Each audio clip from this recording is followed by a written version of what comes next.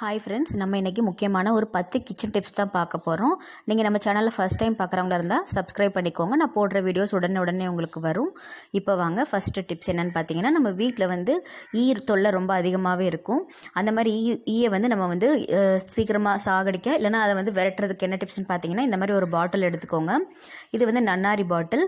நான் வந்து இந்த நன்னாரி பாட்டிலில் கொஞ்சம் நன்னாரி ஜூஸ் ஊற்றி வச்சுருக்கேன். நன்னாரி ஜூஸ் இல்லாதவங்க பார்த்தீங்கன்னா, சீனி இருக்குது பார்த்தீங்களா, வெள்ளை சீனி, ஒயிட் சுகர், அது கொஞ்சம் எடுத்துக்கோங்க. எடுத்துட்டு அதை இந்த நன்னாரி ஜூஸ்க்கு பதிலாக சீனியை போட்டுட்டு கொஞ்சம் தண்ணி ஊற்றிக்கலாம். அதுக்கப்புறமா இப்போ வந்து இந்த பாட்டிலை வந்து நம்ம மேலே மட்டும் கட் பண்ணி எடுத்துடுறோம். நமக்கு கீழே உள்ள போர்ஷன் மட்டும் தான் வேணும். இந்த மாதிரி மேலே கட் பண்ணி எடுத்துருங்க. இந்த மாதிரி பாட்டில் தான் யூஸ் பண்ணணும்னு இல்லை. நம்ம வந்து ஜூஸ் பாட்டில் இருக்குது பார்த்தீங்களா, ஃபேண்டா, 7up அந்த மாதிரி பாட்டில் இருந்தாலே போதும். எனக்கு இந்த பாட்டில் தான் கிடச்சிது. இப்போ வந்து இந்த மாதிரி கட் பண்ணிக்கோங்க. இப்போது இது உள்ள நம்ம வந்து நல்ல பழுத்த பழம், ஏதாவது ஒரு பழம் எடுத்துக்கோங்க. நான் வந்து வாழைப்பழம் எடுத்திருக்கேன். வாழைப்பழம் தான் போடணும் இல்லை, தக்காளி இருக்கும் பார்த்தீங்களா, தக்காளி இல்லைன்னா கிரேப்ஸ், ஏதாவது ஒரு பழத்தை வந்து அது உள்ளே போட்டுருங்க. நீங்கள் வந்து சீனி எடுத்துக்கலாம். சீனி கூட தண்ணி ஊற்றிட்டு இந்த மாதிரி ஏதாவது ஒரு பழம் சேர்த்துக்கோங்க. சேர்த்துட்டு இப்போது இது மேலே இந்த மாதிரி ஒரு பிளாஸ்டிக் கவர் எடுத்துக்கலாம். இப்போ வந்து நான் பத்தி எடுத்திருக்கேன். பத்தி வச்சு இதில் வந்து ஹோல்ஸ் போட்டுக்கலாம். ஏன்னா வந்து அது உள்ளே போகிறதுக்காக தான். வீட்டில் வந்து நிறைய அங்கங்கே சுற்றிட்டு இருக்கும். இப்போ இதை பார்த்தீங்கன்னா, இந்த ஸ்மெல்லுக்கு, இந்த நன்னாரி ஜூஸ் ஸ்மெல் இல்லைன்னா இந்த சீனியோட ஸ்மெல்லுக்கு வந்து அது கண்டிப்பாக உள்ளே வரும். அதனால் ஒரு போகிற அளவுக்கு நீங்கள் வந்து ஓட்டை போட்டுக்கோங்க. பத்தி இல்லை அப்படின்னா நீங்கள் வந்து சும்மா வேறு ஏதாவது ஊசி ஏதாவது வச்சு நீங்கள் இந்த மாதிரி ஹோல் போட்டுக்கலாம். ஹோல் போட்டுட்டு இப்போது இதை வந்து ஒரு ரப்பர் பேண்ட் வச்சு நல்லா கட்டிடலாம். இப்போ உங்களுக்கு கிச்சனில் எங்கெல்லாம் வருதோ அந்த இடத்துல வந்து இதை வச்சுட்டிங்கன்னா உங்களுக்கு வந்து இது உள்ளே போய் மாட்டிக்கும். அதுக்கப்புறமா நம்ம இதை வந்து தூக்கி தூர போட்டுடலாம். இதை வந்து நம்ம வந்து 1 டைம் யூஸ் பண்ணிவிட்டு அதுக்கப்புறமா நீங்கள் வாஷ் பண்ணி கூட யூஸ் பண்ணலாம். இல்லைன்னா உங்களுக்கு வேறு புதுசாக பாட்டில் கிடச்சா கூட நீங்கள் அதை யூஸ் பண்ணிக்கலாம். கண்டிப்பாக ட்ரை பண்ணி பாருங்கள் ஃப்ரெண்ட்ஸ். மட்டும் கிடையாது, நம்ம வந்து பழம் வச்சுருப்போம் பார்த்தீங்களா, பழத்தை சுற்றி வந்து சின்ன சின்ன கொசுகள் இருக்கும் பார்த்தீங்களா, அது கூட இதுக்குள்ளே வந்து மாட்டிக்கும். அதனால் கண்டிப்பாக ட்ரை பண்ணி பாருங்கள். அடுத்த டிப் என்னென்னா, தேன் இருக்குது பார்த்தீங்களா, தேனை வந்து நம்ம எங்கே வச்சாலும் சீக்கிரமாக எறும்பு வந்துடும். எறும்பு வந்து கொஞ்சம் கொஞ்சமாக பாட்டிலுக்குள்ளே போக ஆரம்பிச்சிடும். அந்த மாதிரி தேனில் வந்து எறும்பு வராமல் தேன் வந்து ரொம்ப நாளைக்கு ஃப்ரெஷ்ஷாக இருக்கிறதுக்கு இந்த மாதிரி ஒரு 4-5 மிளகு எடுத்துக்கோங்க. மிளகு எடுத்துகிட்டு அதை தேன் பாட்டிலுக்குள்ளே போட்டுக்கலாம். இப்போ அதை மூடிட்டு லைட்டாக குலுக்கிக்கோங்க.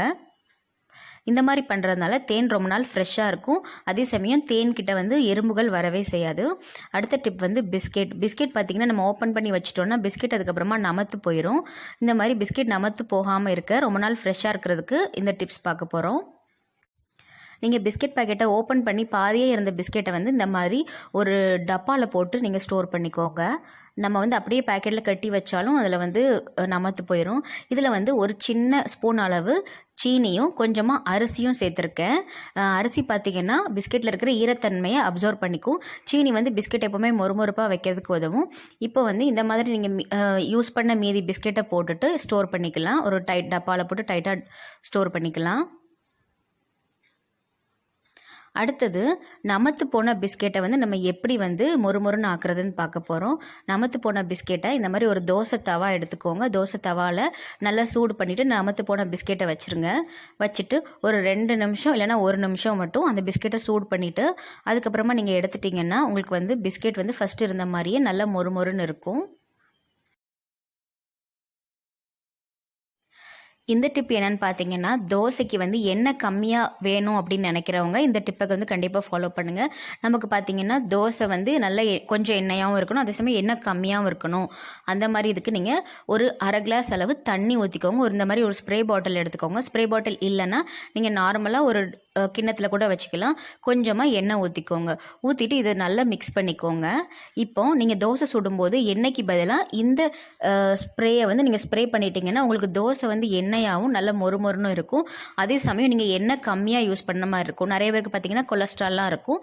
அப்போ எண்ணெய் கம்மியாக வேணுங்கிறதுனால இந்த டிப்ஸ் நீங்கள் கண்டிப்பாக ஃபாலோ பண்ணி பாருங்கள். இது வந்து உங்களுக்கு ரொம்ப யூஸ்ஃபுல்லாக இருக்கும் ஃப்ரெண்ட்ஸ். அடுத்த டிப் என்னென்னு பார்த்தீங்கன்னா, இது எல்லாருக்குமே தெரிஞ்சது தான். தோசை வந்து நம்ம என்னதான் வெங்காயம் தேய்ச்சி தோசை சுட்டாலும் நமக்கு தோசை வந்து நல்லாவே வராது, பிஞ்சு போகும். அந்த மாதிரி தோசை கல் வந்து உடனே நமக்கு அடுத்த தோசை நல்லா ஃப்ரெஷ்ஷாக வரணுன்னீங்கன்னா இந்த மாதிரி ஒரு துணி எடுத்துக்கோங்க. இந்த துணியில் கொஞ்சம் ஒரு கையளவு புளி எடுத்துக்கலாம். அதுக்கப்புறமா கொஞ்சமாக கல் உப்பு. இப்போது இதை ஒரு சின்ன மூட்டை மாதிரி கட்டிக்கலாம். இந்த மாதிரி கையில் பிடிக்கிற அளவுக்கு ஒரு பெரிய துணியாக எடுத்துகிட்டு இந்த மாதிரி இப்படி கட்டிக்கோங்க. இப்போ இதில் ஒரு ஸ்பூன் அளவு எண்ணெயை தேய்ச்சி விட்டுருங்க.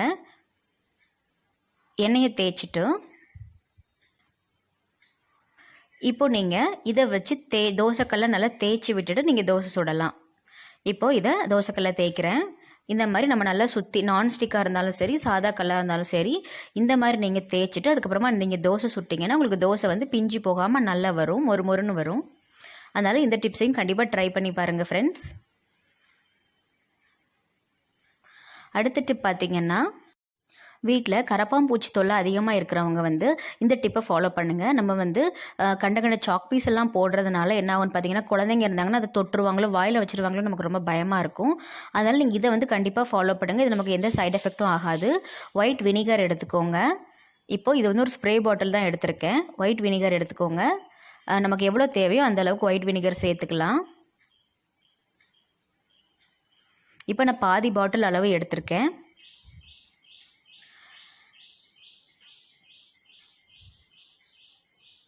இப்போ இது கூட நம்ம வந்து மிளகு பொடி, அதாவது பெப்பர் பவுடர் சேர்க்க போகிறோம். நான் பார்த்தீங்கன்னா ஒரு ஸ்பூன் அளவு மிளகு பொடி எடுத்திருக்கேன். இதை அதுக்குள்ளே போட்டுட்டு நல்லா மிக்ஸ் பண்ணி விட்டுறலாம். இப்போ மிக்ஸ் பண்ணி விட்டுட்டு இதை வந்து நல்லா கலக்கிக்கோங்க. கலக்கினதுக்கப்புறமா நமக்கு எங்கெல்லாம் காக்ரோச் வரும் அப்படின்னு நீங்கள் நினைக்கிறீங்களோ அந்த இடத்துலலாம் இதை ஸ்ப்ரே பண்ணி விட்டுருங்க. அதிகமாக கிச்சனில் கவுண்டர் டாப் கிட்ட தான் நமக்கு நிறைய வந்து கரப்பாம்பூச்சி வரும். அதேமாதிரி சிங்க் பக்கத்துலேயும் நமக்கு வந்து நிறைய கரப்பாம்பூச்சி வரும். அந்தந்த இடங்களெல்லாம் ஸ்ப்ரே பண்ணி விட்டுருங்க. இப்போ பார்த்தீங்கன்னா இந்த சிங்க் பக்கத்துலையும், அதுக்கப்புறமா வந்து நம்ம சிலிண்டர் பக்கத்துலையும் பார்த்தீங்கன்னா நமக்கு நிறைய கரப்பாம்பூச்சி வரும். அந்த சிலிண்டர் பக்கத்தில் இப்போ நம்ம வந்து கண்ட ஸ்ப்ரே எல்லாம் பண்ணணுன்னா நமக்கு வந்து அது வெடிச்சிரும்லாம் சொல்கிறாங்க. அதனால் நம்ம இந்த மாதிரி இயற்கையாகவே நம்ம ஃபாலோ பண்ணலாம். நீங்கள் இந்த மாதிரி பண்ணும்போது உங்களுக்கு வந்து கரப்பாம்பூச்சி எல்லாமே சேர்த்துரும். அந்த ஸ்மெல்லுக்கு வரவும் செய்யாது. கண்டிப்பாக ட்ரை பண்ணி பாருங்கள். அடுத்தது நெய் பாட்டில். நம்ம நெய் பாட்டிலில் பார்த்திங்கன்னா எறும்பு வர ஆரம்பிச்சிரும். வெளியே வைக்கும்போது நம்ம வந்து மிளகு போட்டோம் தேனில், அதேமாதிரி இதில் வந்து அப்படி எதுவுமே போட முடியாது. இதுக்கு நீங்கள் என்ன பண்ணலான்னு பார்த்தீங்கன்னா, ஒரு டப்பா எடுத்துக்கோங்க, ஒரு கிண்ணம் மாதிரி எடுத்துக்கோங்க. அந்த கிண்ணத்தில் வந்து கொஞ்சமாக தண்ணி ஊற்றிட்டு அதை வந்து நெய் பாட்டிலை அதுக்குள்ளே வச்சுருங்க. இந்த மாதிரி நீங்கள் வைக்கும்போது உங்களுக்கு வந்து நெய்யை சுற்றி வந்து எறும்பு எதுவுமே வராது. இப்படி நம்ம உள் தண்ணியில் வைக்கிறதுனால நெய்க்கும் எந்த பாதிப்பும் வராது. இதை வந்து தாண்டி வந்து எறும்பால் உள்ளே போக முடியாது. அதனால் இந்த மாதிரி நீங்கள் கண்டிப்பாக ட்ரை பண்ணி பாருங்கள் ஃப்ரெண்ட்ஸ். அடுத்தது நம்ம அவசரமாக எங்கேயாவது போகும்போது பாலோ இல்லைன்னா டீயோ குழந்தைங்களுக்கு குடிக்கிறதுக்கு கொடுப்போம். அது ரொம்ப சூடாக இருக்கும்போது அவங்களால குடிக்க முடியாது. அதே சமயம் நம்ம அவசரமாக போகணும், நமக்கு டைமும் வந்து சீக்கிரமாக இது பண்ணணும். இதுக்கு நீங்கள் என்ன பண்ணலான்னு பார்த்தீங்கன்னா, இந்த மாதிரி ஒரு கிண்ணம் எடுத்துக்கோங்க. கிண்ணத்தில் பாதி அளவு தண்ணி வச்சுட்டு நீங்கள் வந்து பாலை வந்து அந்த இதில் வச்சிட்டிங்கன்னா உங்களுக்கு வந்து சீக்கிரமாகவே ஆறிடும் தண்ணியில் வைக்கிறதுனால. அப்புறம் இன்னொரு மெத்தடும் இருக்குது. அதுவும் ரொம்ப ஈஸியான மெத்தட் தான். அது என்னென்னு பார்த்தீங்கன்னா, ஒரு பெரிய பிளேட் எடுத்துக்கோங்க. அந்த பெரிய பிளேட்டில் நீங்கள் வந்து ஆற வச்சுருக்கிற பாலை அதில் ஊற்றிடுங்க. ஊற்றிட்டு இதை நீங்கள் ஃபேன் கடியில் வச்சிங்கன்னா உங்களுக்கு வந்து 2 நிமிஷத்தில் பால் வந்து சீக்கிரமாகவே ஆறிடும். நீங்கள் டைமை வந்து மிச்சம் பண்ணிவிட்டு நீங்கள் சீக்கிரமாக குடிக்க வச்சுட்டு நீங்கள் சீக்கிரமாகவே கிளம்பிடலாம். ரொம்ப நேரம் நம்ம வந்து ஆற்றிட்டு இருக்க வேண்டாம். இதுவும் ரொம்ப ஒரு ஈஸியான டிப்ஸ் தான் ஃப்ரெண்ட்ஸ். கண்டிப்பாக எதையும் ட்ரை பண்ணி பாருங்கள்.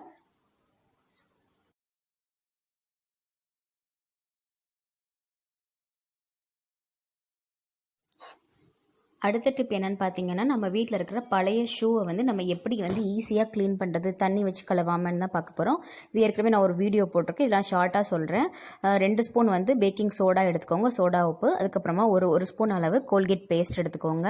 இல்லைனா வேறு ஏதாவது பேஸ்ட்டோ இல்லைனா வந்து நம்ம வீட்டில் இருக்கிற விம் ஜெல்லோ எடுத்துக்கலாம். அதுக்கப்புறம் பார்த்தீங்கன்னா ஒரு 2 ஸ்பூன் அளவு வினிகர் எடுத்துக்கலாம், ஒயிட் வினிகர். வினிகர் பார்த்தீங்கன்னா நம்ம வந்து க்ளீனிங் டிப்ஸில் ரொம்பவே யூஸ்ஃபுல்லாக இருக்குது. வினிகர் எடுத்துக்கோங்க. இப்போ இந்த மாதிரி நுர மாதிரி பொங்கி வரும். இப்போ இதை வந்து நல்ல ஒரு பேஸ்ட் பதத்துக்கு நல்லா கரைச்சி எடுத்துக்கலாம். இப்போ இதை வந்து நான் வந்து ஒரு ஒயிட் ஷூவில் உங்களுக்கு அப்ளை பண்ணி காட்டுறேன். இப்போ வந்து நான் அந்த பேஸ்ட் நம்ம கரைச்சி எடுத்துக்கோ பார்த்தீங்களா, இந்த பேஸ்ட்டை வந்து இந்த ஒயிட் ஷூவில் நமக்கு எங்கெல்லாம் அழுக்காக இருக்கோ அந்த இடத்துல நான் தேய்ச்சிருக்கேன். இப்போ அதை தேய்ச்சிட்டு இப்போ வந்து அந்த ஒரு ஒயிட் துணியை, அதை ஒரு துணியை வச்சு நான் உங்களுக்கு தொடச்சி காட்டுறேன் இந்த ஒயிட் ஷூவை. இப்போ பார்த்தீங்கன்னா உங்களுக்கு அதில் டிஃப்ரெண்ட் தெரியும். அந்த ஷூ வந்து துடைக்காத ஷூ, இது மட்டும் நம்ம வந்து அந்த பேஸ்ட்டை வச்சு தொடச்சிருக்கோம். இந்த மாதிரி நீங்கள் பண்ணும்போது உங்கள் ஷூ வந்து தண்ணி பட்டு நாசமும் ஆகாது, ரொம்ப க்ளீனாக ஒயிட்டாக இருக்கும். பாருங்கள் எவ்வளோ டிஃப்ரெண்ட் தெரியுதுன்னு. அதனால் கண்டிப்பாக நம்ம வீட்டில் இருக்கிற ஷூ, செருப்பு எல்லாமே இந்த மாதிரி மெத்தடில் மாதத்துக்கு ஒருக்க நீங்கள் வந்து கண்டிப்பாக ட்ரை பண்ணி பாருங்கள். இந்த மாதிரி ஒரு ஈர கிளாத்தை வச்சு தான் தொடச்சாலே போதும், ரொம்ப தண்ணி பட வேண்டாம். இந்த வீடியோலாம் உங்களுக்கு பிடிச்சிருக்குன்னு நினைக்கிறேன். இந்த வீடியோ உங்களுக்கு பிடிச்சிருந்துச்சுன்னா மறக்காமல் நம்ம சேனலை சப்ஸ்கிரைப் பண்ணுங்கள். தேங்க்யூ.